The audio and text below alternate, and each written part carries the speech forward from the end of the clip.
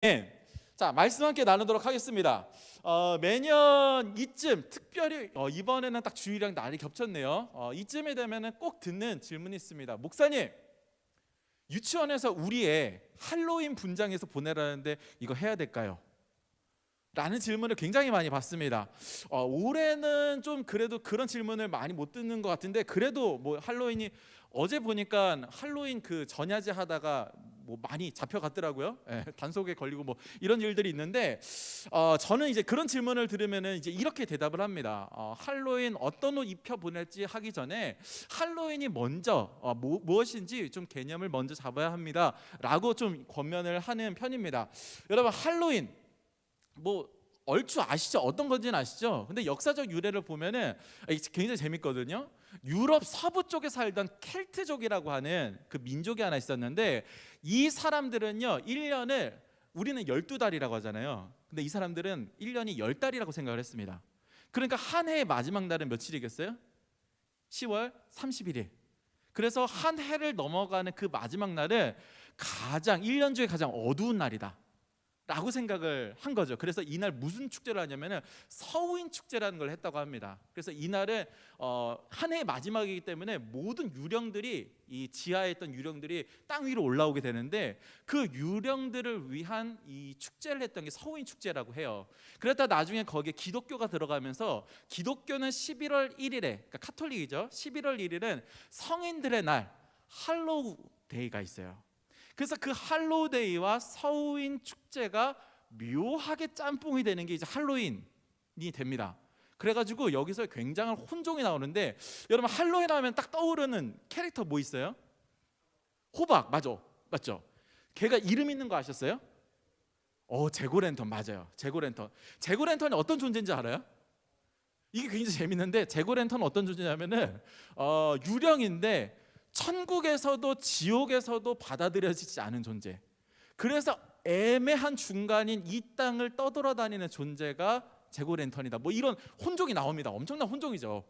자, 근데 어쨌든 이게 켈트족들만의 그런 하나의 문화였는데, 이게 어떻게 세계적으로 전파가 되느냐?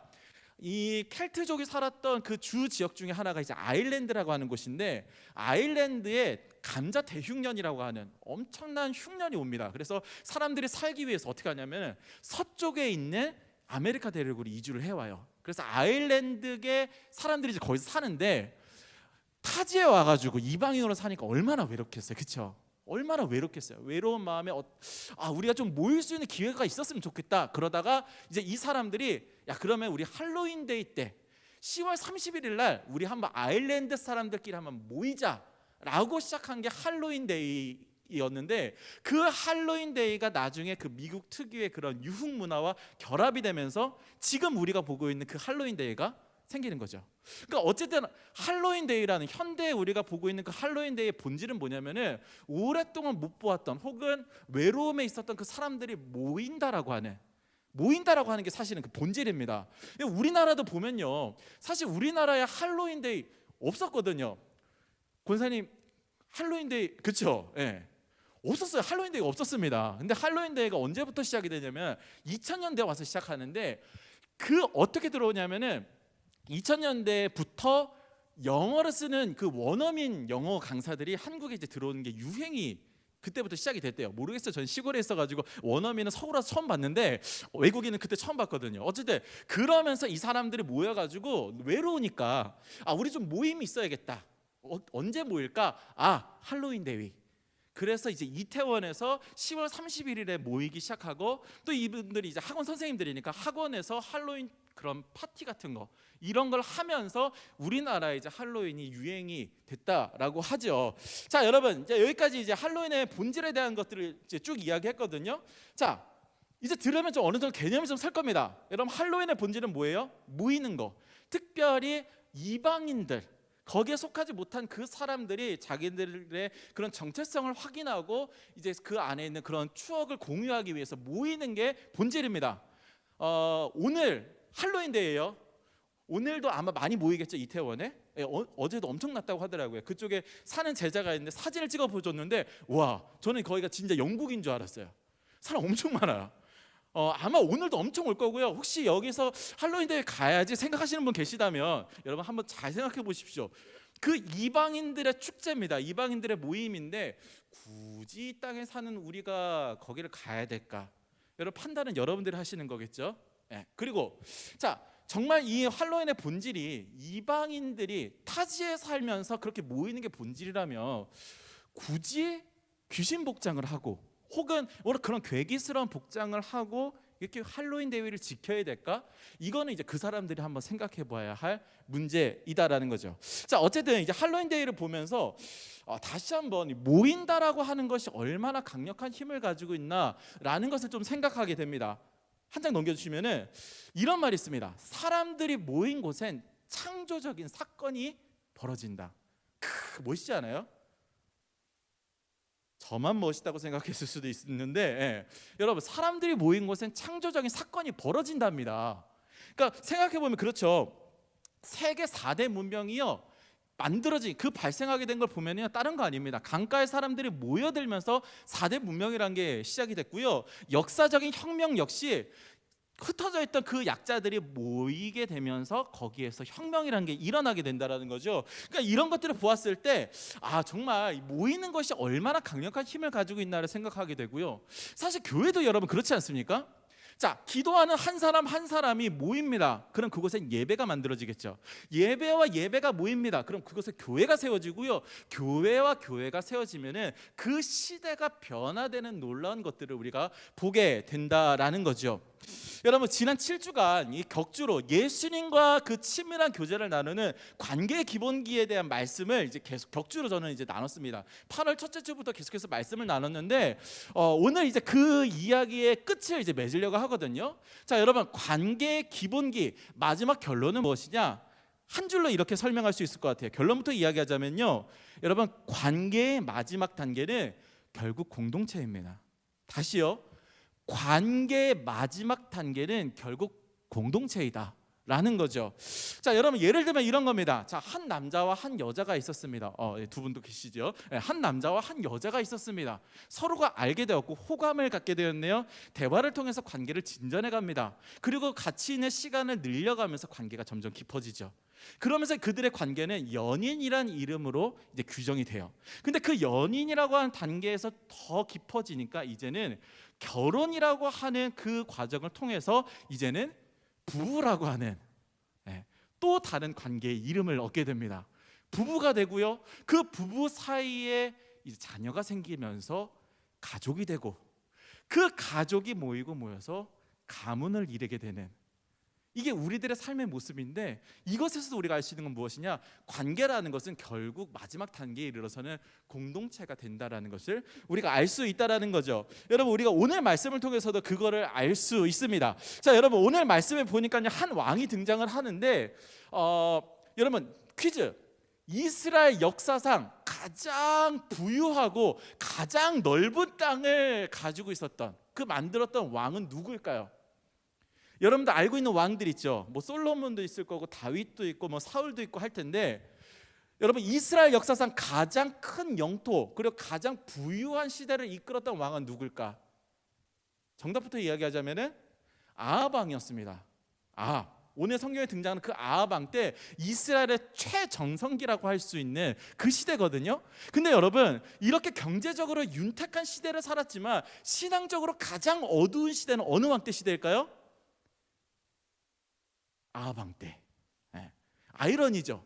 가장 잘 살았던 시기인데 가장 신앙적으로 얻었던 시기입니다. 특별히 이 아합이라고 하는 왕은요, 그 안에 이세벨이라고 하는 그 왕비의 그 영향을 받아가지고 바알과 아세라를 섬기는 제사장들을요 왕궁에서 직접 지원을 해줍니다. 그 사람들 먹고 사는 거 책임져 주고 막 그 사람들 재산도 주고 막 이렇게 불려가는 거예요. 그에 반해서 이제 이 시대에는요 하나님을 믿는 선지자가 있다? 다 죽이는 겁니다. 그래서 나중에 그 엘리야가 하나님 앞에 섰을 때 뭐라고 하냐면은, 하나님, 아합 왕이 모든 선지자들을 다 죽이고 저만 남았습니다 라고 할 정도로 굉장히 어두운, 종교적으로 어두운 시대가 바로 아합 왕 시대인데, 근데 여러분 그러고 보니까요 아합 왕 시대 또 하나의 특징이 뭐냐? 이 시대는요 사람과 사람이 서로 믿지 못하고 사람과 사람의 불신과 그런 미움이 너무 가득 차가지고 온갖 범죄와 폭력이 난무했던 시대가 또 이 시대라는 것을 알 수 있습니다. 아이러니하죠. 가장 잘 사는 시대인데 종교적으로 가장 어두웠고 사람과 사람 사이의 관계도 가장 어두웠던 시대가 바로 이 아하방 시대였다. 자, 이런 시대에 유일하게 살아남은 한 사람 엘리야라고 하는 선지자가 왕을 찾아가서 이야기합니다. 왕이시여, 우리 한번 결판을 봅시다. 우리 이렇게 하지 말고 제안을 하는 거죠. 갈멜산이라고 하는 그 산에 가서 당신이 지원하고 있는 그 바알과 아세라 선지자들 한편, 그리고 하나님을 섬기는 나 제단 쌓아놓고 대결을 하는데, 원래 우리가 제사라고 하면은 이제 제물을 올리고 거기 이제 불을 붙이잖아요. 불 붙이지 말고 제단 펼쳐놓고 하늘에서 불을 내리는 그 신을 진짜 신으로 우리 인정합시다. 아하방이 이거를 받아들였을까요? 도전을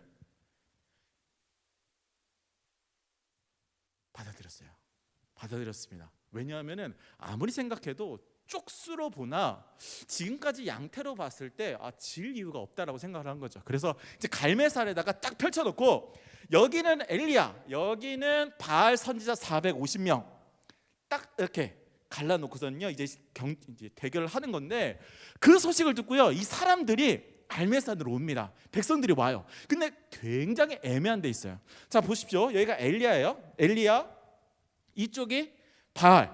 백성들은 어디 있었을까요?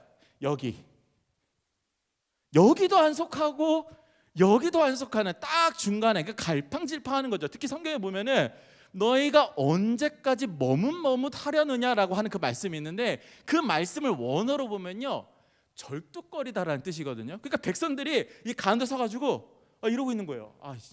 여기로 가야 되나? 여기로 가야 되나? 이런 상황이 있었다라는 거죠. 그 모습을 보고요 엘리야가 너무 기가 막히니까 이제 백성들에게 이렇게 이야기를 합니다. 자, 본문 21절 말씀인데요, 21절 말씀 조금 깁니다. 우리 같이 읽겠습니다. 시작. 엘리야가 모든 백성에게 가까이 나아가 이르되 너희가 어느 때까지 둘 사이에서 머뭇머뭇하려느냐?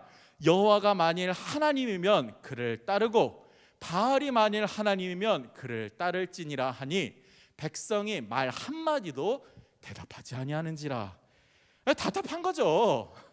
이렇게 이야기하는데도 반응이 없습니다. 그냥 눈치만 보고 있는 거예요. 결국 이 대결에서는요 엘리야라고 하는 그 한 사람은 450명이라고 하는 그 바알 선자들과 1대1로 딱 붙어야 되는 그런 상황을 만나게 된 겁니다. 1대 다수겠죠. 자, 근데 여러분 이렇게 홀로 서 있는 엘리야의 마음이 어땠을까라고 생각했을 때 저는 아마 그때 서 있었던 엘리야의 마음이 지금 이 시대에 신앙생활을 하고 있는 우리들의 마음과 꽤 많이 비슷할 것이라는 생각을 해보았습니다. 엊그제죠, 이 거리두기 발표를 하면서 총리가 기조 발언을 하는데 이런 얘기를 하더라고요. 여러분, 우리가 거리두기를 시작한 이후 610일 만에 우리는 다시 생활로 일상으로 돌아옵니다. 그 얘기를 듣는데 소름이 쫙 끼치더라고요. 여러분 610일이에요. 교회 그리고 모든 거리두기라고 하는 그것이 시작된 지요 벌써 610일이 지났습니다. 근데 610일 동안 우리가 뭐 했지? 우리가 어떻게 신앙생활했지 돌아보면요 참 한탄스럽지 않습니까? 자, 지금 와서 얘기하지만 우리가 온라인 예배라고 했을 때 손바닥만한 핸드폰 보면서 그런 생각 안 해보셨어요? 우리가 지금 이제 제한적으로 이제 오픈을 했지만 아예 그냥 온라인 예배만 됐을 때 요만한 그냥 화면 보면서 내가 지금 이게 예배를 드리는 건지 아니면 예배를 시청하고 있는 건지, 저기서 지금 이야기하고 있는 저 사람이 목사님인지 BJ인지 뭐 그런 구분을 이 차이가 모르겠는, 그렇죠? 그러한 예배를 우리가 계속해서 드려왔습니다. 열어줬어요. 잠깐 모일 수 있대요. 근데 오늘은 20%인데 다음 주는 10%래. 그리고 다음 주에 교회 왔더니 아니래. 오늘은 교회 오는 날 아니래. 막 이런 일들 반복되면서요 우리들의 신앙이 점점 소통도 없고 그냥 나 혼자 있는 거예요. 그러니까 생각했을 때 예수 믿는 사람은 세상에 나 혼자밖에 없는 것 같은. 왜냐하면 내가 앞에 보이는 건 핸드폰밖에 없으니까. 나랑 코로나 이전에 같이 교회 다녔던 그 사람들 중에 몇 명이나 살아남았을까 모르겠는 이런 신앙을 우리가 계속 해왔는데, 아마 엘리야의 그 마음이 그런 마음이 아니었을까 싶은 거죠. 그렇게 하나님의 이름으로 섰는데 눈앞에 보이는 이스라엘 백성들은요, 눈에 그 초점이 풀려가지고 허공 보고 있고, 이 앞에는 나 죽이겠다고 그냥 이를 갈고 있는 450명이 서 있는 그런 엘리야의 상황이 오늘 이 시대에 정말 힘겹게 신앙을 지켜가려고 하는 그리스도인들의 모습과 너무나 많이 흡사하다라는 것입니다. 자, 근데 여러분, 다행히도, 아니 너무 당연스럽게 그 450명이 막 제단을 쌓아놓고서냐 막 제사를 지내는데 하늘에서 불 떨어질까요? 안 떨어져요. 안 떨어지죠. 왜냐하면 바알이라고 하는 그 존재는요, 사람들이 만들어낸 허구의 존재일 뿐 어떤 살아있는 능력이나 없는 존재입니다. 근데 그러한 존재 앞에서 450명이요 막 제사를 지내다가 안 되니까 그 다음에 막 자해를 하고 막 난리 부르스를 치는데 응답을 안 해요. 자, 이렇게 450명이 한참 동안 하는 사이에 이제 해가 뉘어 지어가고요. 시간이 언제쯤 됐냐면은 예전 같았으면, 아방 이전 같았으면 제사를 드릴 법한 저녁 시간이 되었을 때 비로소 이제 엘리야가 움직이기 시작합니다. 자, 그 말씀 보면 30절 말씀. 자, 같이 읽겠습니다. 시작. 엘리야가 모든 백성을 향하여 이르되 내게로 가까이 오라. 백성이 다 그에게 가까이 가매 그가 무너진 여호와의 제단을 수축하되. 아멘. 백성들을 향하여서 그 사이에 있던 백성들을 향해 가까이 오라고 이야기합니다. 백성들이 모여들었어요. 사람들이 모여든 겁니다. 아까 이야기했죠. 여러분, 사람들이 모일 때는 뭐가 생겨요? 창조적인 사건이 발생한다고 했잖아요. 백성들의 이제 엘리야를 향해서 모여드니까 창조적인 사건이 이제 시작이 되는 거예요. 그 시작이 무엇이었느냐? 바로 제단을 쌓는 것이었습니다. 이스라엘 제파 수대로 12개의 돌을 쌓아서 제단을 쌓고 그 위에 나무를 깔고 제물을 올려놓고 그 위에 물을 붓는데, 원래 제사 지를 때는요 물을 붓든지 포도주를 부어야 합니다. 근데 그 물을 붓는데 소량 그냥 붓는 게 아니라 가득할 정도로, 바닥이 흥건할 정도로 물을 부어놓고 이제 그 창조적인 사건을 시작할 그 준비를 하는 거죠. 그리고 이제 그 하늘의 하나님을 향해서 이 창조적인 사건의 종결을 부탁하게 됩니다. 자, 37절 말씀 같이 읽겠습니다. 시작. 여호와여 내게 응답하옵소서, 내게 응답하옵소서. 이 백성에게 주 여호와는 하나님이신 것과 주는 그들의 마음을 되돌이키심을 알게 하옵소서 하매. 아멘. 이렇게 하나님 앞에 기도하니까요, 하나님께서 그 투박하게 쌓은 그 제단 위로 그 임재불을 뜨겁게 내려주시고요, 그 불이 임하자 제단을 태우기만 한 것이 아니라 그것을 보고 있었던 이스라엘 백성들의 마음을 태웁니다. 그러자 지금까지 아무 대답도 안 하고 그 중간에 서 있었던 그 이스라엘 백성들이 그제서야 시인하는 거죠. 그는 하나님이로다. 그는 하나님이로다. 마침내 그 사람들이 모인 그곳에 창조적인 사건이 이렇게 완성이 된 줄로 믿습니다. 사랑하는 사나이든 여러분, 엘리야의 초청에 이 백성들이 모였던 것처럼 지금 우리도 이렇게 모여야 할 때인 줄로 믿습니다. 여러분, 지난 7주 동안 개인의 신앙에 대해서 참 많이 이야기했고요, 개인의 경건에 대해서 이야기를 했습니다. 그러나 여러분, 우리가 아무리 그 개인의 신앙생활, 개인 경건에 아무리 힘썼다 할지라도 공동체 신앙까지 나아가지 않으면요, 그 신앙은 결코 완성될 수 없습니다. 불완전하고요, 미완성이 돼서 결국 무너질 수밖에 없다라는 것이죠. 여러분, 코로나가 발생하기 전에요, 많은 사람들이 교회의 존재에 대해서 의문을 가졌습니다. 교회 꼭 필요한가? 교회 없어도 내가 신앙생활 잘하는 것 같은데 교회 굳이 있어야 하나? 많은 사람들이 이야기했거든요. 근데 여러분, 610일이 지났습니다. 이제 우리 알잖아요. 여러분, 교회 없이, 공동체 없이 신앙생활하는 우리들의 믿음이라는 게 얼마나 연약하고 얼마나 불완전한지 이제 알지 않습니까? 여러분, 아무것도 아닌 줄 알았는데, 오히려 거추장스러운 것인 줄 알았는데, 공동체가 있어야 그 안에서 비로소 우리의 신앙이 완전해지고, 비로소 그곳에서 우리 신앙이 다시금 일어날 힘을 거기서 되찾게 되더라는 거지요. 여러분, 만약에 여러분들 가운데 지금도 신앙생활 혼자 해도 되지 라고 생각하는 사람이 있다면 여러분, 둘 중에 하나입니다. 그 사람은 애초에 신앙생활을 제대로 안 했든지 아니면 신앙이 뭔지 모르는 사람일 수밖에 없어요. 그만큼 우리 신앙에요, 공동체는 너무나 중요합니다. 그 하나님과의 관계 종결이 바로 이 공동체 신앙, 공동체 관계, 교제, 이것이 바로 우리가 추구해야 되는 이 관계의 마지막이다라는 거죠. 여러분, 이제 오늘 이 예배를 마지막으로 우리는 각자 이 예배의 처소로 돌아갈 겁니다. 여러분 잊지 마십시오. 여러분 새날은 몇 시? 11시예요. 이들은 몇 시? 2시입니다. 여러분들은 4층으로 그리고 우리 2층으로 지하로 내려가면 됩니다. 여러분 이제 다시 우리가 공동체로 모여서 예배 드릴 텐데, 여러분 그 공동체 안에서 여러분 꼭 기억했으면 좋겠어요. 우리들의 믿음, 우리들의 신앙, 우리가 그렇게 추구하는 하나님과의 관계라는 것은 공동체 안에서 완성이 됩니다. 공동체 안에서 누릴 수 있는 것이다라는 거죠. 여러분 그래서 저는 이제 그런 기대가 있습니다. 여러분 우리가 다음 주부터 우리가 함께 모일 때는요 좀 그 맛을 봤으면 좋겠어요. 이거는 제가 여러분들한테 부탁하는 게 아니라 저는 하나님께 좀 부탁하고 싶습니다. 하나님께 부탁드립니다. 다음 주에 우리가 모였을 때 그 모임 가운데 임재하시는 하나님의 그 역사, 하나님의 불을 체험할 수 있는 예배가 될 수 있었으면 좋겠습니다. 물론 여러분들도 기대하는 마음 가지고 와야겠지만 하나님께서 그렇게 역사해 주시길 간절히 소망하고요, 저는 그렇게 될 줄로 믿고 확신합니다. 여러분 그래서요 그 공동체 안에서 여러분들의 그 믿음, 여러분들의 그 관계가 더 깊어지고 성숙해져 갈 수 있기를 간절히 소망합니다. 그래서 언젠가는 지금 여러분 우리가 거의 1년 가까이 이렇게 예배드렸죠. 새나이든 제 기억에 맞다면은 작년 11월부터 우리가 거의 1년 동안 이렇게 새나이든 콜라보 예배 이렇게 예배를 드렸는데 이제 여러분들 안녕. 그래도 우리 언젠가 다시 만나겠죠. 다시 같이 예배 드릴 시간이 있을 겁니다. 근데 그때 만났을 때요 우리 지금보다 좀 더 성숙한 모습으로 만났으면 좋겠습니다.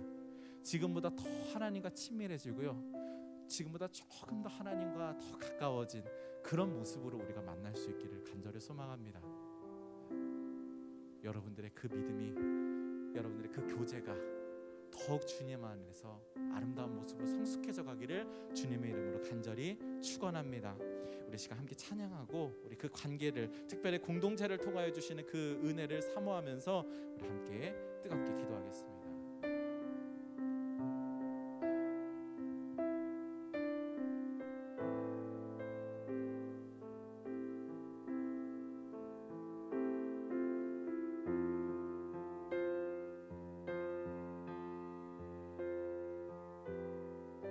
함께 고백하겠습니다. 내 맘이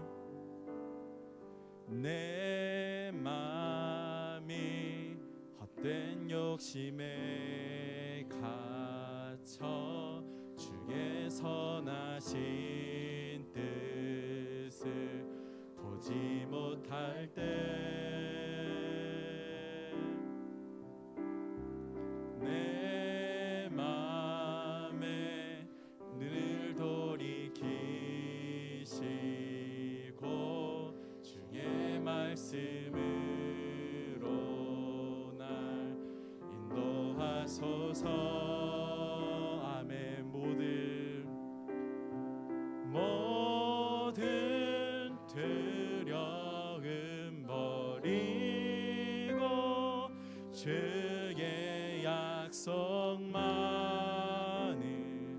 바라봅니다. 아멘. 나의 피난처 되심은 방패 되신 주만 의지하리라.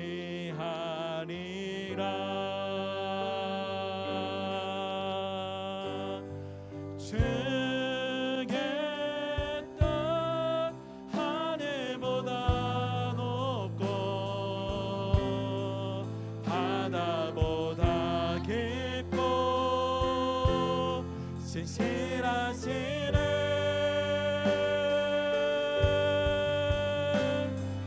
내 마음 다하여 주님이 계신 그곳으로 나아가리라.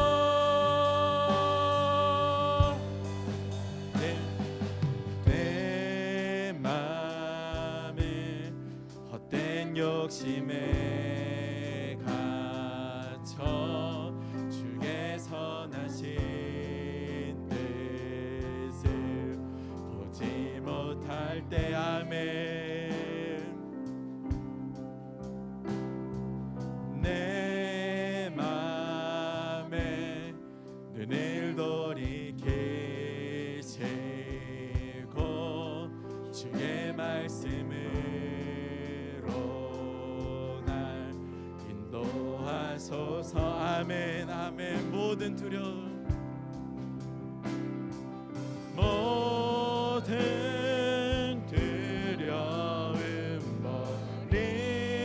버리고 주의 약속만을 바라봅니다. 아멘. 나의 피난처 되시네. 나의 피난처 되시는 방패 되신 주만 의지하리라.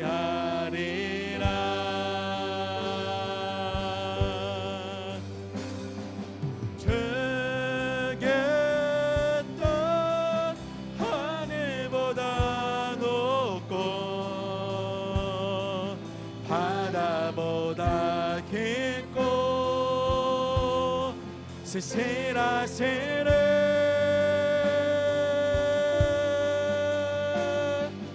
내 마가 다여 주님이 계신 그곳으로 나아가리라. 다시 한번 더 주의 뜻 하늘보다 높고 바다보다 깊고 신실하시네 내 맘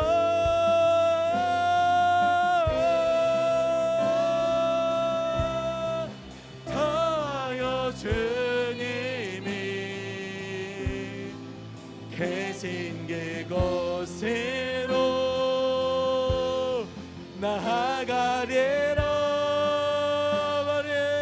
영원히 신실하심 영원히 신실하신 그 사랑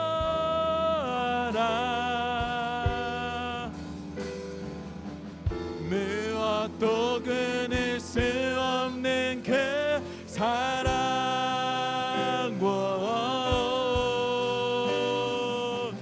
모든 영광과 찬양 받으소서.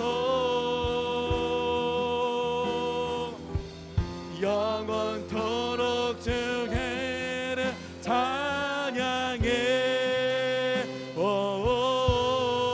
영원하신 영원히 신실하신 그의 사랑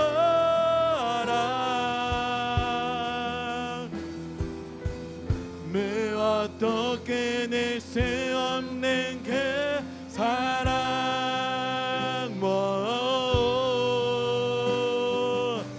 모든 영광과 찬양 받으소서.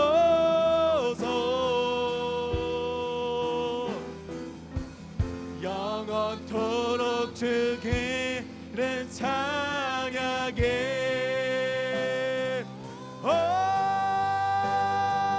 주의 뜻 하늘보다 높고 바다보다 깊고 신실하시네 내 맘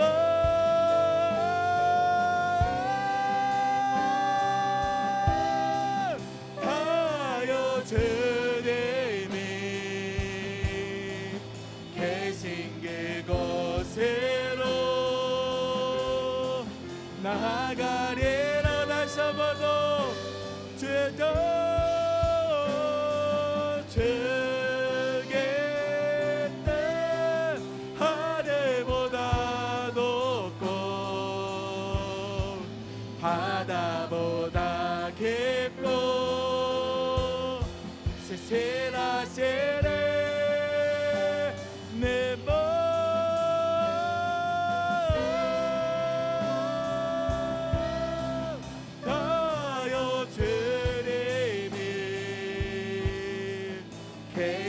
그곳으로 나아가리라.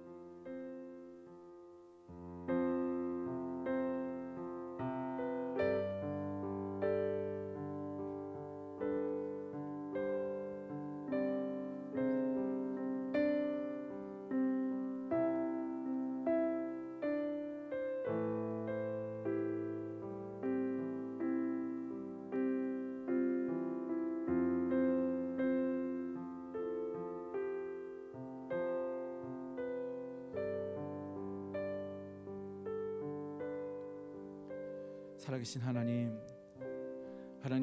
지난 1년간 새나 이든 두 공동체가